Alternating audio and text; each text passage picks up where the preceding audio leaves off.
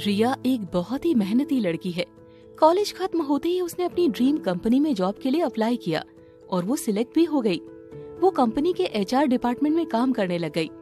रिया अपना काम बहुत ही मेहनत और लगन के साथ करती रही और देखते ही देखते उसे इस कंपनी में काम करते हुए 6 महीने बीत गए।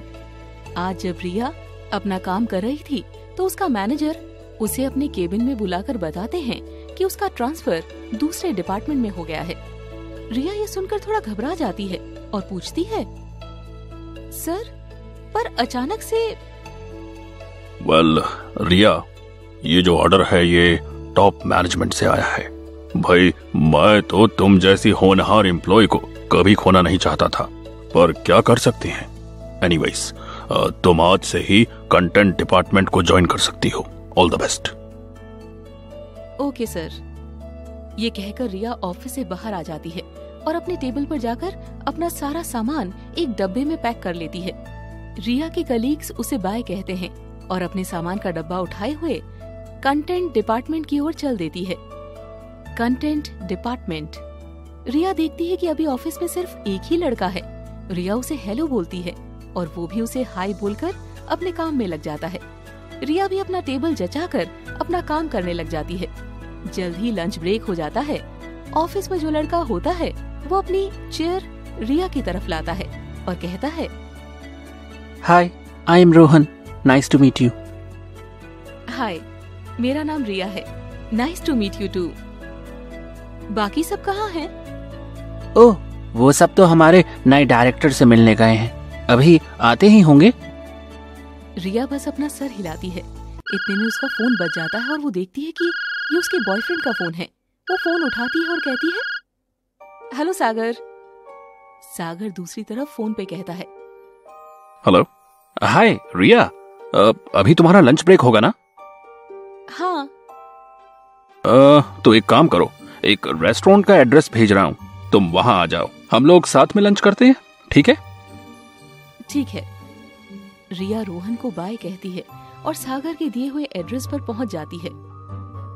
सागर के टेबल की तरफ जाते हुए वो देखती है कि सागर के साथ टेबल पर एक औरत भी बैठी हुई होती है। रिया सागर की तरफ सवाल भरे निगाहों से देखती है। Hello Riya, nice to meet you, I am Preeti. Hello ma'am, myself रिया।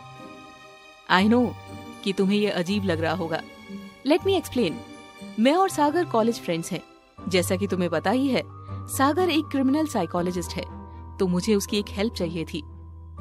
कैसी हेल्प? एक्चुअली हमारे डिपार्टमेंट में लास्ट मंथ एक कलीग ने सुसाइड किया था। सुसाइड? हाँ। और रही बात तुम्हारे ट्रांसफर की, तो वो मैंने ही करवाया है, क्योंकि सागर ने मुझसे ये कहा था कि वो ये केस तभी एक्सेप्ट करेगा जब तुम इसकी असिस्टेंट बनोगी। तुम भी क्रिमिनोलॉजी सीख रही हो क्या? रिया सागर की तरफ देखती है और उसे मुस्कुराता हुआ पाती है। हाँ, जब भी सागर कोई केस सॉल्व करता है तो मुझे भी अपने साथ ही रखता है और धीरे धीरे मुझे भी इंटरेस्ट आ गया इसे सीखने में। अच्छा, पर मैं सागर की असिस्टेंट कैसे? भाई, वो एक्चुअली मैं तुम्हारी कंपनी का नया डायरेक्टर हूँ। प्रीति इस कंपनी की 51% की मालकिन है, बाकी के 49% मैंने खरीद लिए। Big deal. रिया ये सुनकर सन्न रह जाती है। प्रीति केस के बारे में डिस्कस करती है।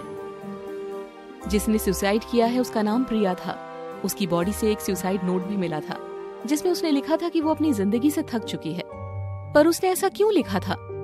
जहाँ तक मैं उसे जानती हूँ वो एक बहुत ही जिंदा दिल लड़की है। तो ऐसा क्या हुआ कि उसे सुसाइड करना पड़ा? इंटरेस्टिंग। तो तुम्हें लगता है कि प्रिया का मर्डर हुआ है? पर तुम्हें ऐसा क्यों लगता है? क्योंकि जिस रात प्रिया ने सुसाइड किया था, सिर्फ उसी रात उसके घर के सीसीटीवी कैमरास बंद क्यों पड़ गए? और पिछले 1 महीने से ही सारे डिपार्टमेंट के लोग भी कुछ अजीब बर्ताव कर रहे हैं। आई नो कि पुलिस ने अच्छे से जांच की है, पर मुझे अभी भी कुछ तो गड़बड़ लग रही है। और एक औरत का इंट्यूशन बहुत स्ट्रांग होता है। आप चिंता मत कीजिए मैम, सागर इस केस को जरूर सॉल्व कर दिखाएगा। चलो, अब हम खाना एंजॉय करते हैं। अगले दिन से सागर रिया के ही डिपार्टमेंट में काम करने लग जाता है और रिया भी सागर के ऑफिस में सागर के असिस्टेंट के तौर पर काम करने लगती है। भले ही बाकी सबके लिए वो कंपनी का काम कर रहे हों, पर वो तो ये केस सॉल्व करने में लगे हैं। रिया सागर को प्रिया की इन्फॉर्मेशन लाकर देती है। प्रिया एक बहुत ही साधारण सी लड़की है जिसने अपनी पढ़ाई कंप्लीट करते ही जॉब स्टार्ट कर दी। वो एक एवरेज फैमिली में पली बड़ी है। उसकी माँ ने ही उसे अकेला पाला है क्योंकि उसके पिता की डेथ हो चुकी होती है, पर कुछ ही सालों पहले उसकी माँ की भी डेथ हो चुकी है। रिया प्रिया के सुसाइड नोट के कॉपी को उठाकर पढ़ती है और सागर से पूछती है, तुम्हें क्या लगता है, क्या प्रिया ने ही यह नोट लिखा है? वेल, मैंने इसकी कॉपी जांच के लिए भेज दी है। जल्द ही हमें रिजल्ट्स मिल जाएंगे। रिया और सागर रोज अपने कलीग्स को ऑब्जर्व करते हैं। जांच करते वक्त उन्हें सूझता है कि प्रिया जैसी पर्सनालिटी वाली लड़की एक डायरी तो जरूर लिखती होगी, तो प्रिया ने भी लिखी ही होगी। पर पुलिस को ऐसा कुछ नहीं मिला है, जिसका मतलब ये है कि वो ऑनलाइन लिखती होगी। सागर तुरंत इसकी जांच करता है और उन्हें थोड़ी छानबीन करने के बाद प्रिया की ऑनलाइन डायरी मिल ही जाती है। वो दोनों प्रिया की ऑनलाइन डायरी पढ़ते हैं, जिसमें उन्हें पता चलता है कि वो अपने कलीग ऋषभ से बहुत प्यार करती है। उसकी आखिरी डायरी एंट्री जून 13, 12:45 रात पर होती है, ठीक सुसाइड के आधे घंटे पहले, जिसमें लिखा होता है, मैं अब मेरी जिंदगी से थक चुकी हूँ। मुझसे अब और ये प्रेशर झेला नहीं जाता, इसीलिए मैंने सुसाइड करने का फैसला किया है।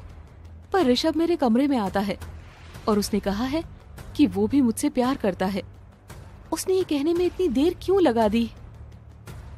प्रिया ने मेंशन किया है कि वो जिस लड़के से प्यार करती है वही लड़का उसे प्रपोज करता है। भाई, फिर तो उसमें जीने की एक नई इच्छा पैदा होनी चाहिए थी, है ना? उसने फिर भी सुसाइड कर लिया। इंटरेस्टिंग। हाँ, ये बात अजीब तो है। प्रिया, एक काम करो, आप जाओ और ऋषभ को बुला कर लाओ।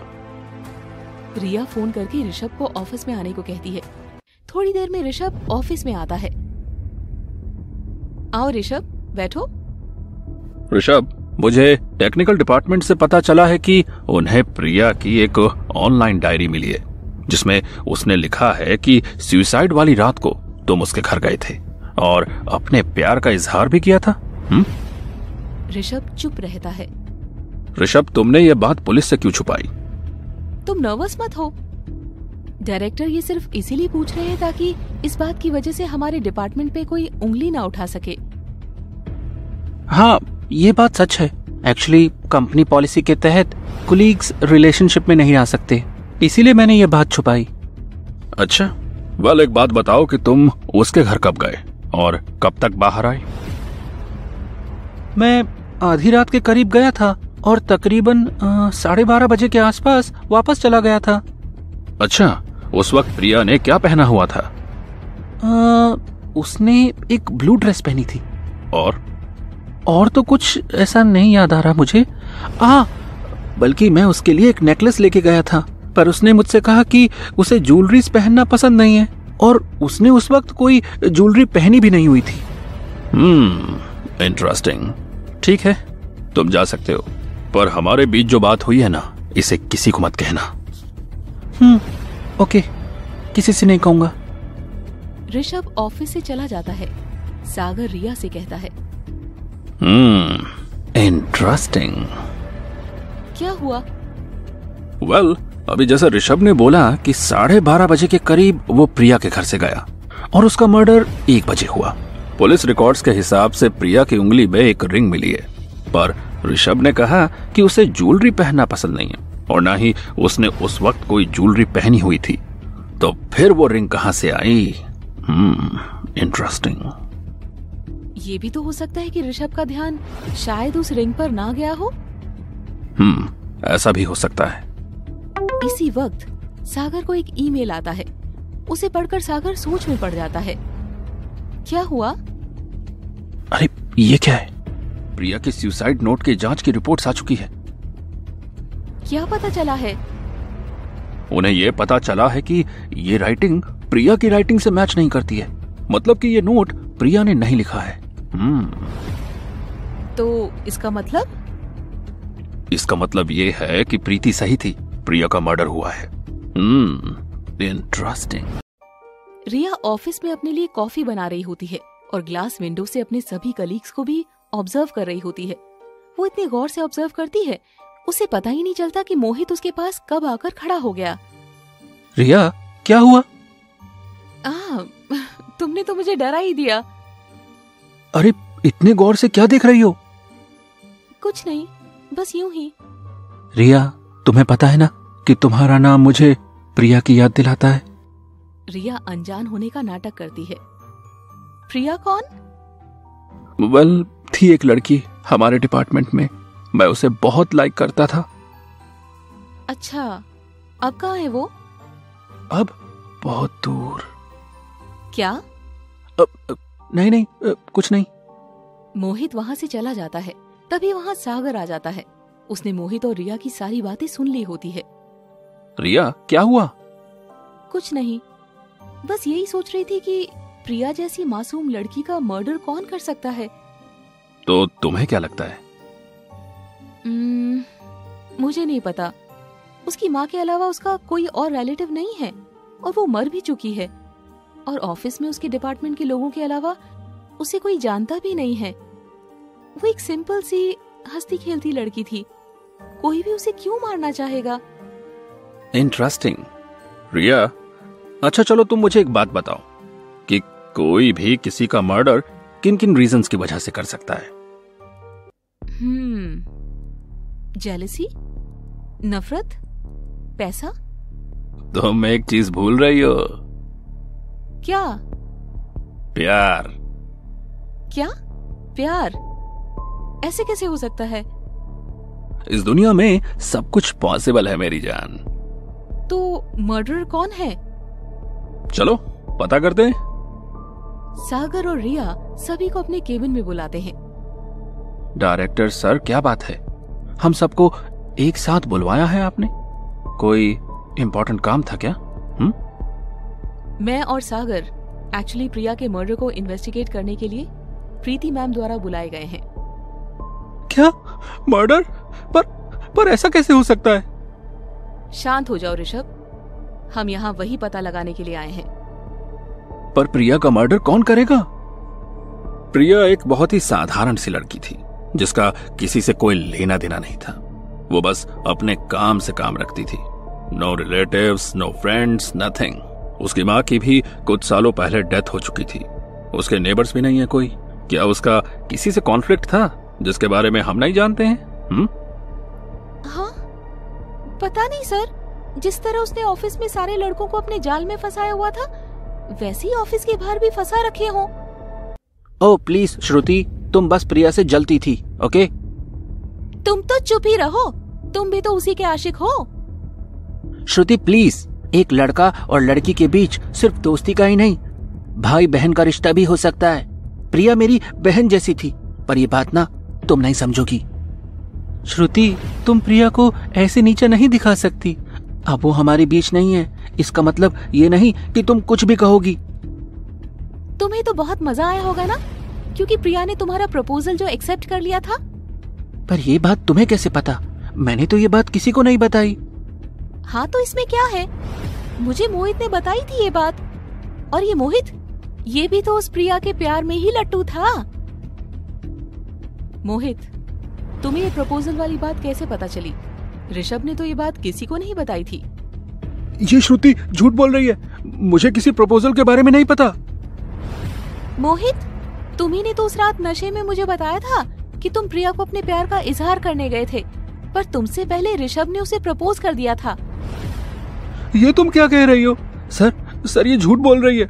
मुझे लगता है कि इसी ने प्रिया को जलन के कारण मारा है। हाँ, और अब ये मेरे ऊपर इल्जाम लगा रही है। हाँ। मोहित, तुम ऐसे कैसे कह सकते हो? माना कि मैं तुमसे प्यार करती हूँ, इसका मतलब ये नहीं कि तुम कुछ भी बोलोगे। तुम्ही ने तो बोला था कि तुमने उसके लिए रिंग भी खरीदा था और तुम उससे बहुत प्यार करते हो। इंटरेस्टिंग। रिंग? कौन सी रिंग?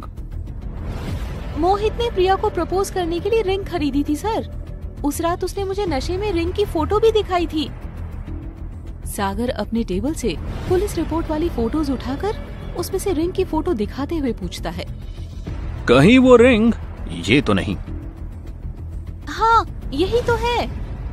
मोहित अब बहुत घबरा जाता है। वो मैंने कुछ नहीं किया, मैंने कुछ नहीं किया। इंटरेस्टिंग। मैंने तो कुछ कहा ही नहीं, पर मोहित तुम इतना क्यों डर रहे हो? सर, मैं तो प्रिया से प्यार करता था, मैं ऐसा क्यों करूंगा भला? हाँ, अफसोस की बात है कि प्रिया ऋषभ को लाइक करती थी। ये सुनकर मोहित का दिमाग खिसक जाता है, उसकी आवाज ही बदल जाती है। तो अब तो वो किसी को भी लाइक करने के लायक ही नहीं है। क्या मतलब? इस वक्त तक मोहित अपने होश में नहीं होता है। वो कहता है, सब उसकी ही गलती है। उस रात में तो मैं एक डायमंड रिंग लेके उसे प्रपोज करने गया था, पर वो तो बेवफा निकली। उसने ऋषभ को हाँ कह दिया, इस ऋषभ को हाँ कह दिया। ऐसा कैसे कर सकती थी वो? अरे मैंने उससे कहा भी कि मैं उसे बहुत प्यार से रखूंगा, पर वो मौनी ही नहीं। बस इसीलिए मैंने उसे मार दिया। वो मेरी नहीं हो सकती तो किसी और की भी नहीं हो सकती, लेकिन मरने के बाद भी उसने मेरी रिंग ही पहनी, इस ऋषभ का नेकलेस नहीं। ये ऋषभ का नहीं। मैंने उसे मार डाला मैंने उसे।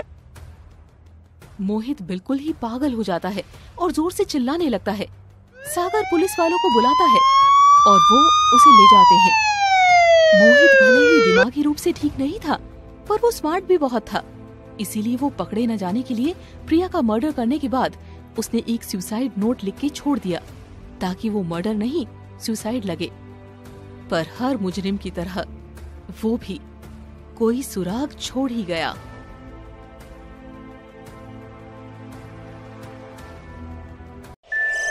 Thanks for watching Scary Drive. Please like, subscribe and share with your friends.